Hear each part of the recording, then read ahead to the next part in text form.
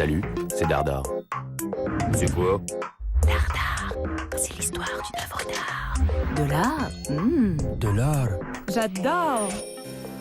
Ce tableau de 5 mètres de haut, c'est la réception de Christophe Colomb par Ferdinand et Isabelle, tel que l'a imaginé le peintre Eugène de Verriat en 1860.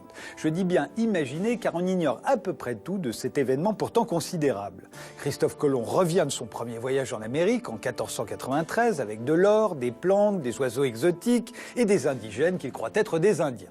Et oui, ce pauvre Colomb restera persuadé toute sa vie qu'il est allé aux Indes. Il ne comprendra jamais qu'il a découvert l'Amérique. Le roi et la reine d'Espagne le reçoivent à Barcelone, mais on ne sait pas où exactement ni comment ça s'est passé. Qu'importe, Eugène de Verriat s'est fait une spécialité de la reconstitution historique, un sous-genre pictural né au XIXe siècle avec le succès des livres d'histoire illustrés. Il est devenu une vedette à 22 ans, peignant la naissance d'Henri IV.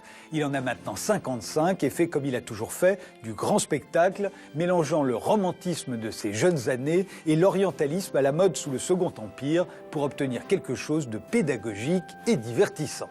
Regardez cette pyramide de formes et de couleurs, avec au centre un Christophe Colomb plus sombre, agenouillé. C'est très académique, c'est de la peinture de héros qui renoue avec le grand genre d'autrefois. Hélas, pour Eugène de Verriat, Véronèse, dont il s'inspire, est mort depuis longtemps et le réalisme de Courbet est passé par là.